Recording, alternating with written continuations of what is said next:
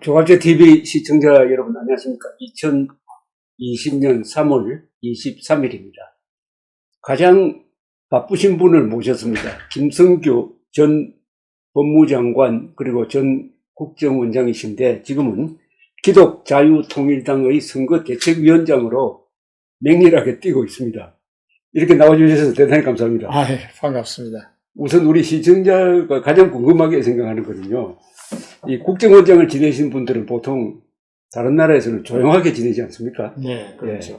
그런데 왜 정치판에 뛰어들으셔서 선거 대책을 지금 지휘하고 계시는지 한번 좀 설명을 해 주십시오. 예. 오죽해야 나왔겠습니까? 예. 저는 교회를 섬기고, 신앙생활을 잘 열심히 하려고 그러고 있었어요. 예. 그런데 이 나라가 굉장히 위험한 길로 막 폭주하고 있어요. 예. 그래서, 이 나라 장래가 좀 걱정을 많이 하고 있던 차에, 우리 교회에서 나와서 정말 교회와 나라를 위해서 일을 좀 해달라고 간곡한 요구가 있어서 우리 집에 또 내자를 또 잘 설득하고 그래서 말리죠. 네, 부인께서 말리죠. 아주 말리죠. 싫어하고. 그런데 여러 가지 이유로 그렇게 말을 하더라고요. 네. 지금 우선 기독자유통일당은 그 이름 자체는 기독자유당과 자유통일당이 합쳐진 느낌인데, 이 기독자유통일당에 대해서 좀 설명을 해 주십시오. 네. 이 기독자유통일당은 그 당 자체에 우리가 추구하는 가치가 들어 있습니다. 저는 정당이라는 건 가치 정당이 돼야 된다고. 이념적으로 가야 된다고 믿습니다. 그래야 영속성이 있고, 당원들을 결집할 수가 있고, 그렇죠. 근데 이제 거기 당명 그대로, 기독교, 그 다음에 자유, 그 다음에 통일, 이 세 가지가 우리 가치입니다. 먼저 자유란 가치가 사실은 우리 사람에게 제일 중요한 게 자유 아닙니까? 그리고 우리 헌법에도 자유주의 사상이 자유민주주의 기본질서. 자유민주적 기본질서가 있고, 그 다음에 이제 정치면에는 자유민주주의지만은 경제적인 측면에서는 또 시장경제. 네. 그게 이제 이거 있어야 되거든요. 이거 있어야 이제 되는데, 이거를 잘 지키기 위해서는 우리 국민의 의지도 중요하지만은, 또 이 동맹국가, 동맹관계도 중요합니다. 그 다음에 이제, 기독교라는 것은 기독 정신을 말합니다. 기독교 정신. 그래야 국민들이 깨끗하고, 정직하고, 도덕적이고, 생산성이 있고, 그리고 모든 국가 통치랄까, 이것이 기독교적인 정신의 토대를 둬야 된다고 생각합니다. 그래서 그게 들어있고, 셋째는 통일입니다. 혹자들은 통일을 갖다가 다른 이상한 통일을 하려고 그러는데, 우리 헌법이 추구하고 있는 건 자유통일입니다. 그렇죠.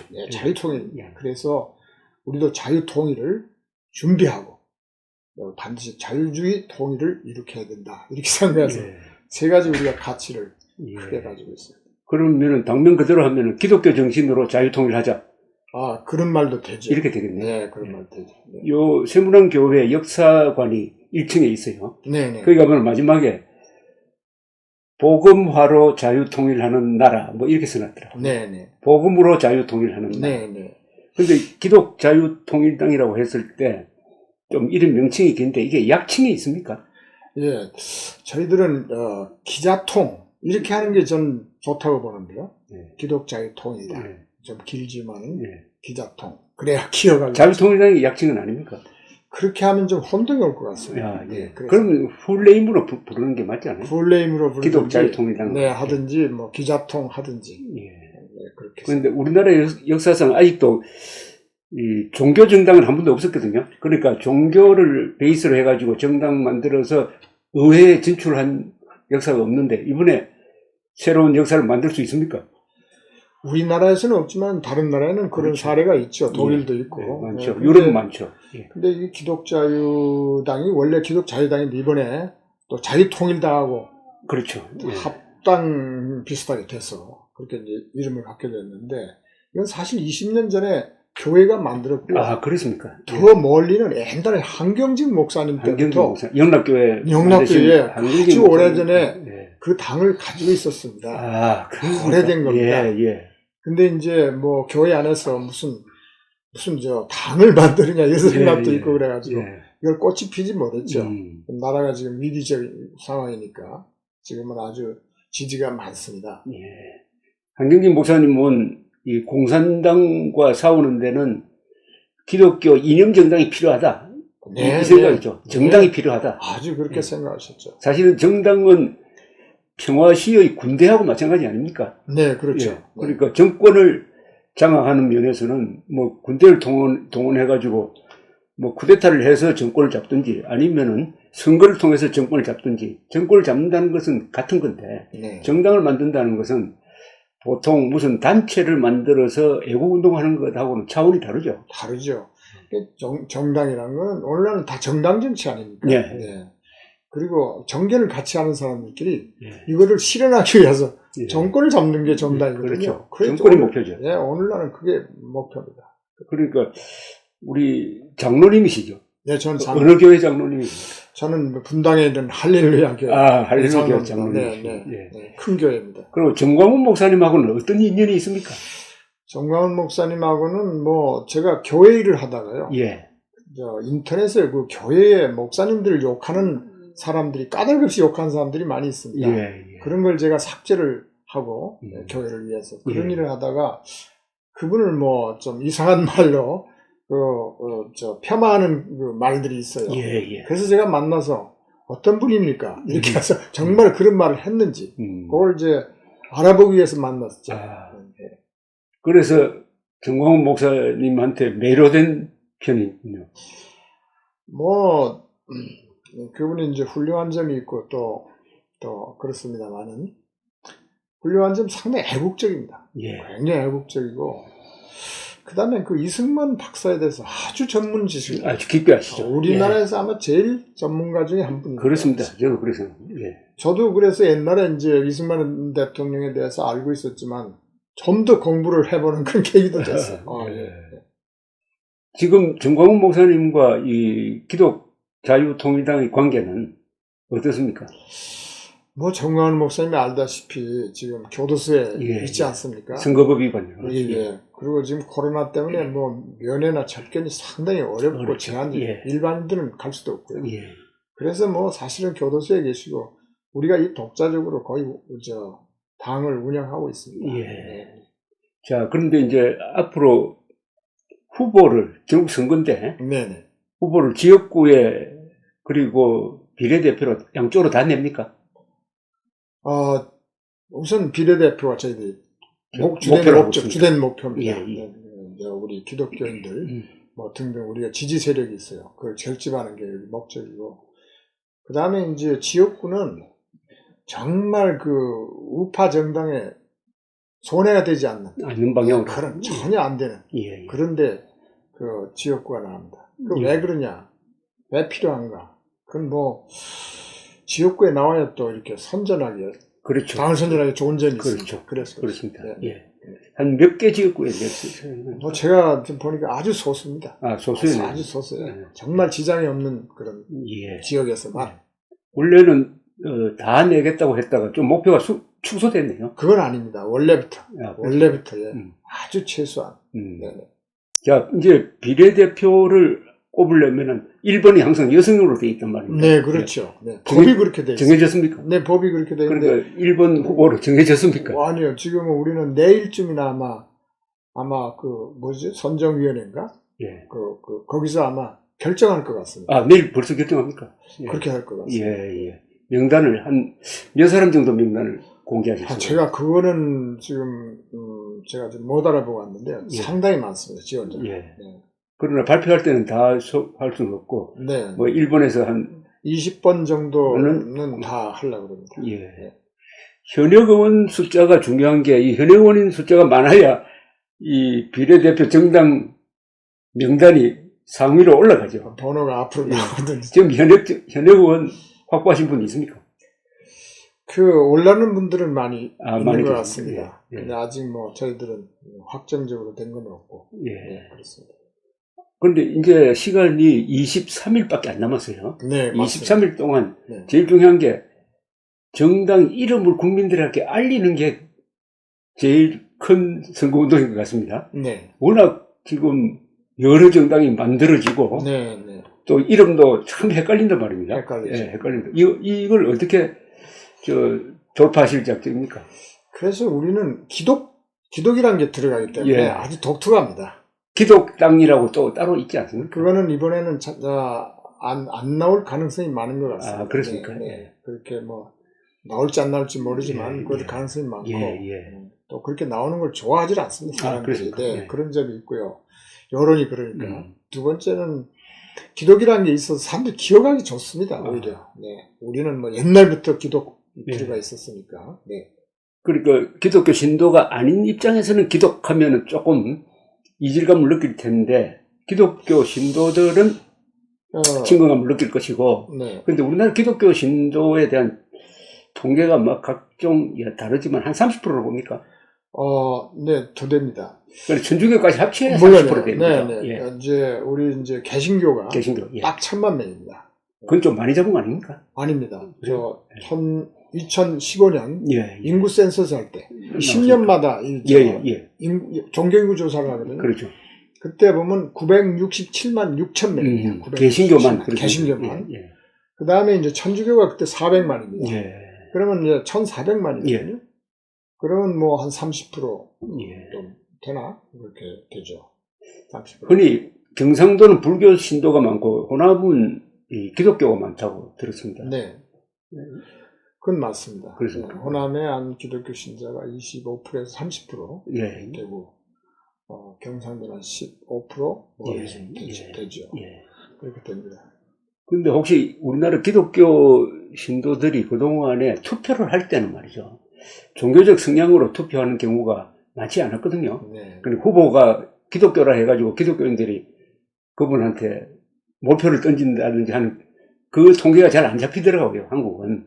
근데 이번에 기독자유통일당이 기독교인들에게 집중적으로 지금 호소를 하는 것 아니겠습니까? 그렇습니다. 네. 그런데 뭔가 과거와 다른 호응이 있습니까? 굉장히 호응이 많습니다. 그 이유는 뭐냐면 지금 이 교회를 좀 핍박한달까, 박해한달까, 그런 분위기. 압박하는 그런 게 정부 시책 중에 굉장히 많습니다. 어떤 게 있습니까? 법도 그러고.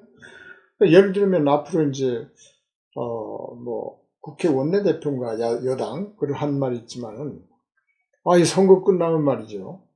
선거 끝나면 뭐 종교 패권을 뭐 정리하겠다 이런 말도 하고. 교회들이 상당히 긴장하고 있죠. 그렇습니까? 그 다음에 보십시오. 또 차별금지법을 만들겠다. 이 차별금지법이라는 게 서양에서 실시된 걸 보면 이거 정말 터무니없는 법입니다. 좀 설명해 주시죠. 차별금지법이라고 하니까 그 말은 좋은 걸로 들리는데. 네. 동성애를 예를 들면 있지 않습니까? 동성애는 우리 성경에 하나님 말씀에 그건 죄입니다. 아주 중요한 죄입니다. 근데 그거에 대해서 이건 죄다 라고 말 못한다. 나쁘다 말하면 감옥에 가요. 동성애를 비판 못하게 비판 못합니다. 그 하나님 말씀에 우리가 따르려서 시행하려고 그 법이 아직 통과는 안 되죠. 아예 만들겠다고 법안을 여러 번 냈죠. 그리고 그걸 하게 되면 이제 계속 그것뿐만 아닙니다. 복음을 또 길거리에서 잡아가기도 하고. 그 다음에 동성애자들이 와서 목사님 보고 우리 결혼할 테니까 줄에 좀 서주십시오. 이런 목사님이 설 리가 없거든요. 그러면 또 그 처벌받습니다. 그 외국에 그런 사례가 많아요. 이건 기독교인들이 굉장히 이건 긴장하고 이렇게 교회를 우리 신앙생활을 하는데 지장을 주는 법을 만드는 거는 그래서 이제 잘 결집이 되고 있으리라. 이슬람에 대해서는 어떤 입장입니까? 기독자유통일당의 공식적인 입장이 있습니까? 근데 이슬람도 뭐 종교 중에 하나죠. 종교 중에 하나인데 이제 극단적인 이슬람이 있죠. 이슬람 중에 일부죠. 일부 테러를 하고 그런 것은 뭐 우리 기독교뿐만 아니라 모든 사람들이 다 그렇죠. 그렇게 싫어합니다. 이슬람 자체에 대해서는 반대하지 않는 거죠. 그렇죠. 우리 종교니까 그런데 그거에 대해서는 아까 극단적 이슬람에 대해서는 폭력으로 그렇죠. 폭력적 이슬람에 대해서 종교를 강요하겠다 이런 거는 비판할 수 있죠. 우리 김성규 원장님 하면은 많은 분들이 기억나는 게 노무현 대통령 때 한 1년 남짓 국정원장을 하셨고 1년 반을 1년 반 하시고 그 전에 그러니까 본부장을 하셨으니까 1년 했어요. 노무현 대통령에 의해서 중용된 네. 입장인데 네. 마지막에 나오실 때 그때 국정원에서 1심에 간첩단 사건을 수사를 하는데 노무현 대통령이 제동을 걸면서 그만두게 했다 뭐 이런 식으로 알려져 있는데 그건 사실입니까? 뭐 사실인데요.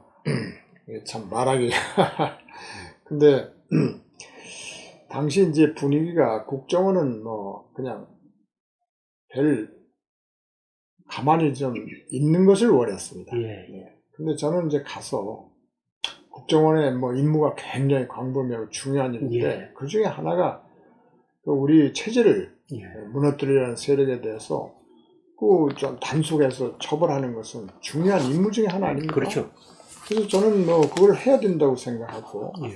그래서 이제 가자마자 그걸 굉장히 강조하고 이렇게 착수를 해서 그때 상당히 많이 잡을 수 있는 간첩단이었는데 제가 한 6명 정도 예. 핵심들을 우선 데려와서 조사하는데 뭐 그게 아마 좀 자기들 생각하고 틀렸던 것 같아요. 예. 그래서 이제 그만두게 됐죠. 그러면 그만두시고 나서 수사를 제대로 못한 겁니까? 1심의 수사는? 6명을 그때 예. 완벽하게 처벌이 됐죠. 더 이상 할 수 물론 해야 된다고 생각합니다. 물론이죠. 그때 혹시 청와대에 무슨 연루자가 있었습니까? 청와대 비서실에. 네. 제가 다음에 말하죠. 예. 다음에 말하겠다고 하면 있었다는 걸 인정하는 것입니다. 됩니다만, 우리 김성규 원장님은 그래서 호남 출신이시면서도 우파 운동을 하는 많지 않은 분 중에 속한다는 그런 인상이 많아요. 사실은 호남이 한국 우파 보수의 출발지인데, 시원이고 출발지인데, 이제 그 뒤에 김대중 식의 그 영향이 너무 크니까. 그런데 지금 호남의 요새 투표 성향을 보면은 지금 문재인 대통령 잘한다는 사람이 호남이 지금 80%입니다. 그리고 저기 자유한국당, 요새 이름을 미래통합당으로 바꿨는데, 미래통합당 지지가 호남에서 2% 나와요. 이 문제를 어떻게 우리가 좀 생각해야 된다고 생각하십니까? 우선요, 호남에 많은 분들이 사실은 우파적인 생각을 가지고 있습니다. 그런 사람이 많습니다. 고요. 서울에 이렇게 와 있는 사람들이나 지방에도 마찬가지고. 근데 이제 좀 지역의 감정이라는 게 있어요. 저는 우리 고향이니까 그 마음 아픈 점을 잘 압니다. 그런 게 지금 해소가 안 돼가지고, 그건 앞으로 우리가 정말 지역 차별 또는 이념 차별, 그 다음에 여러 가지 이런 차별을 좀 없애는데 우리 국가가 하나의 통합하는데 중요한 주제 중에 하나거든요. 저는 나름대로 깊은 통찰을 가지고 있습니다. 해결할 수도 있고. 근데 그런 것 때문에 그러는데 지금 2%니 하는 거는 지금 여론조사가 아주 저는 잘못되어 있지 않나 싶은데요. 그렇지 않습니다. 근데 이 지역 감정이나 민족 감정 이게 보면까 정치인이 선동 안 하면은 그게 그냥 묻어가요. 정치인이 선동하니까 가슴에 안고 있는 어떤 콤플렉스라든지 분노가 막 치밀어 오르고 해가지고 심하면 유대인 학살도 가고 막 이렇게 되는데 문제는 그렇지. 정치인이 선동이라고 생각합니다. 저는 정치인의 문제라고 생각합니다. 그렇게 생각합니다. 일반 사람들의 문제가 아니고 정치인의 선동도 있지만 또 근본적으로 좀 호남 사람들은 그동안에 좀 뭐랄까 이 공적인 면에서는 좀 차별을 받아온 점이 있습니다. 깊은 게 있습니다. 저희가 공직을 해봐서 알거든요. 그런 것이 있고, 그래서 또 그걸 또 정권 잡은 사람들이 그걸 또 이용하려는 면이 있고요. 아주 복잡한데, 그러나 해결할 수 있는 방법은 있어요. 그렇습니다. 기독 자유통일당이 하나의 해결책이 된다고 보십니까? 도움이 됩니다. 어떤 방향? 왜 그러냐면 우선 그 교회가 한 30% 예, 이후에 되기 그렇죠. 때문에 그렇죠. 그 우선 교회는 늘 모이잖아요. 그렇죠. 그래서 우리가 어떤 점이 이런 문제를 생겼고 예. 이걸 해결할 방법이 뭐다. 예. 또 신앙이라는 게 있고 그래서 해결할 수 있습니다. 예. 그러니까 지금 기독자유통일당은 호남에 상당히 기대를 하는 이유가 호남에 기독교가 많고 또 호남 사람들이 미래통합당을 지지하는 마음은 없지만은 기독자유통일당을 지지할 수 있다. 네, 그렇죠. 그러니까 그런 점도 있고. 좌파를 싫어하는 분들이 네, 그렇게 네. 계산하는 거죠. 네, 네, 네. 상당히 민감한 문제를 계속 말씀하셨는데. 예. 아니, 민감하지 않습니다. 이런 거 다 털어놓고 이야기해야 됩니다. 예, 털어놓고 예. 얘기해야 아니, 과거에도 TK, PK, 경상도가 다 말아먹는다고 막 이야기를 했잖아요. 이야기를 하니까 그런 문제가 상당히 해결되잖아요. 요새는 네, 오히려 네. 호남 분들이 특히 문재인 등 들어서서 상당히 중용되고 하니까 이제는 호남 문제를 오히려 공개적으로 거론하는 게 문제 해결로 가는 길이라고 저는 생각합니다. 이런 것은 우리 국가가 계속 토론을 해야 됩니다. 예. 전 국민이 그렇습니다. 예. 계속 이 주제를 놓고 토론을 해야 됩니다. 오히려 독일에 가면 그러잖아요. 그렇습니다. 뭐 일주일 내에 토론합니다. 그렇게 해서 전 국민이 컨센서스가 생기고. 그렇습니다. 그러나 토론을 냉정하고 이성적으로 해야죠. 하고 이렇게 떼쓰지 말고 하면 됩니다. 그렇게 하면 이 문제점이 이거구나. 예. 우리가 이걸 해결해야 되겠다. 이런 생각이 국민 속에서 생기지 않을까 싶습니다. 그 이승만 대통령이 1948년 8월 15일 취임 연설을 할 때 첫 문장이 이렇더라고요. 아주 유명한 연설인데 우리는 민주주의를 믿어야 합니다. 민주주의를 하면은 문제 해결이 더디다고 생각하는데 그래도 종북에 가서는 민주주의가 이긴다. 선리 결국 악을 이긴다는 걸 믿고 민주주의를 하는 수밖에 없습니다. 이랬더라고요. 네. 그러니까 타당한 말씀. 어떤 문제 해결을 민주주의적으로 하자. 네네. 이런 이야기인데 네네. 이분이 토마스 제퍼슨주의자이기도 합니다. 네. 제퍼슨을 자신의 아주 스승으로 여겼던 사람인데 네. 제퍼슨이 비슷한 이야기를 했어요. 네. 국민들에게 주권을 주었는데 국민이 어리석어가지고 자꾸 속아 넘어간다. 네. 그럼 어떻게 할 거냐? 두 가지 방법이다. 아니면 국민들에게 준 주권을 도로 회수한다. 그럼 독재로 가는 거죠. 네. 아니면은 시간이 걸리더라도 국민을 교육해야 된다. 교육. 두 길 중에서 나는 후자라고 생각한다. 이랬어요. 그러니까 토마스 제퍼슨과 이승만 대통령이 같은 생각을 가지고 있었습니다. 인내가 필요하다 이거죠. 네. 그렇습니다. 저도 그렇게 생각합니다. 지금 국정원은 제대로 하고 있습니까? 요즘은 좀 연락을 안 합니다. 그렇습니다. 네. 국정원 직원들이 많이 이제 감옥에 갔습니다. 예.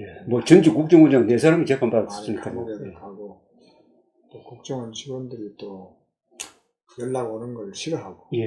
그래서 저도 위에서 서로 자제하고 있죠. 마음만 아프죠. 그럼 김성규 원장님은 이번에 비례대표 상위권에 이름 올라갑니까? 그게 저는 도움이 되는 방법이라고 생각하고 모든 분들이 그렇게 생각해서 그렇게 되지 않을까. 제가 권한은 없습니다. 사실 비례대표를 알리는 방법이 저명 인사가 1번, 2번 여기에 배치되는 게 그 홍보 효과가 있습니다. 그래요? 굉장히 중요하죠. 그럼 홍보를 남자에 그렇게 되면 잘해 주십시오. 그렇게 되면은 국회에 들어가셔가지고 이제 국정원장 지내신 분이 국회에 들어가면은 아무래도 지금 현재 국정원이 긴장할 것 아니겠습니까? 그럴지 모르겠습니다. 요새 북한, 특히 코로나 이 사태 이후에 북한의 이 행동이 좀 이상하다고 생각 안 하십니까? 이상하죠. 계속 이번 달 들어와가지고 미사일을 3번이나 쐈습니다. 어떻게 보십니까? 북한의 변화를. 저는요, 사실은 북한이 국가 기능이 거의 국가 기능이 거의 상실됐다고. 그래 보십니까? 소련이 91년 망할 때, 그 국가 기능이 상실됐는데요. 거의 방불하지 않는. 그렇습니다. 그렇게 봅니다. 우선요. 그렇게 해서 지금 국가가 제대로 기능을 못하고 있는 판에 그 미사일 쏘고 하는 거는 어떻게 큰 외침 같은 겁니다. 우리가 아직도 살아있어. 이런 애처롭게 들린다. 애처로운 그런 호소. 그렇게 이렇게 저는 봅니다. 그렇죠. 그리고 좀 알아달라는 건가? 그렇죠. 그렇게 느껴집니다. 예. 그리고 아마 코로나 이런 것도 들려오는 소식에 하면 많이 죽기도 하고. 지금 많이 확산됐다고 보십니까? 확산되다고 봅니다. 그건 왜 그러냐면요. 뭐 보십시오. 전 세계 다 확산되고 있고. 그렇죠. 북한은 또 우리 국민들이 잘 먹지 못하고 보건 상태도 보건 시스템도 그렇고. 그래서 그 국경 넘어 안 올 수가 없거든요. 그렇게 해서 그게 아마 잘 번지지 않을까 그렇게 생각합니다. 에이브럼스 가슴 아픈 얘기죠. 에이브럼스 유엔군 사령관, 조한병 사령관 이야기는 북한 군대 안으로 코로나가 번진 것 같다. 그래서 한 달 동안 훈련을 하지 않았다. 이런 이야기거든요. 군대에 만약 죽어나가기 시작하면 좀 위험해지는 거 아닙니까? 북한이? 그렇죠. 지난번 그 보도도 있었죠. 일부 뭐 160 몇 명인가? 예. 뭐 그때 뭐 확진이 됐다 그랬나? 예. 그런데 군대 같은 데 집단 생활을 하기 때문에 되게 위험하죠. 위험하죠. 지금 북한이 핵을 가지고 있으니까 우리가 북한을 두려워하지 않을 수밖에 없는데, 또 한국 사람이 북한 정권을 너무 겁내는 것도 있지 않습니까? 국력은 지금 경제력으로는 50배쯤 되는데. 핵이라는 게 사실은 뭐 모든 재래식 무기를 압도하니까. 거니까 그렇게 생각을 하죠. 생각하는데 뭐 우리가 대비를 잘하면 대책을 잘 가지면 됩니다. 그 핵을 억제할 수 있는 우리가 좋은 방법이 있잖아요. 국정원장 하실 때가 아니죠. 북한이 핵실험 했을 때는 국정원장 하실 때가 아니죠. 물론이죠. 1차 핵실험할 때 제가 국정원장 하셨어요. 국정원장 했어요. 그게 2006년 10월 9일이거든요. 10월입니다. 맞습니다. 10월 9일입니다. 한글날인데. 네네. 2006년 10월 9일인데. 네네. 제가 이 핵 문제를 한 30년 동안 취재하면서 느낀 게 말이죠. 네. 우리나라 정보기관이 군도 마찬가지인데 북한의 핵 능력을 과거부터 조금 축소해왔다는 느낌이 들어요. 그러니까 북한 핵 능력 아무것도 아니다. 핵실험 할 수 없을 것이다. 핵실험 한 다음에는 저게 무기화하기 힘들 것이다. 이런 식으로 계속 축소해 오다가 2013년 무렵부터 이거 실전 배치다. 갑자기 이런 식으로 뛰더라고요. 정보 판단이. 그렇게 느끼지 않습니까? 과거는 모르겠는데, 예. 과거는 모르겠는데, 저희들이 있을 때 그렇지 않습니다. 국정은 다 알고 있고요. 정확하게 보셨습니까? 그럼요. 네. 정확히 보고 있습니다. 그때 핵실험을 할 때 미리 알았습니까? 국정은. 핵실험을 언제 한다고 뭐 하는 건 알 수 없지만, 그 수준이, 여기 정도 가면, 그때는 플루토늄. 원자번호 94번이 플루토늄입니다. 이게 이제 92번 그 원자번호 92번 탄이 있고 94번 탄이 있대. 플루토늄 탄. 그거는 그때 북한이 많이 가지고 있었거든요. 적어도 한 핵무기 한 4-5개 만들 수 있는 정도 가지고 있었으니까 이건 언제든지 할 수 있다 이렇게 보고 있었죠. 근데 북한이 핵실험하기 직전에 중국한테 알렸고 중국이 우리 정부한테 알렸다고 하는데 사진에 모르셨습니까? 핵실험하기 직전. 뭐 여러 가지로 그런 걸 좀 저기 보완해야 될 사안도 있고.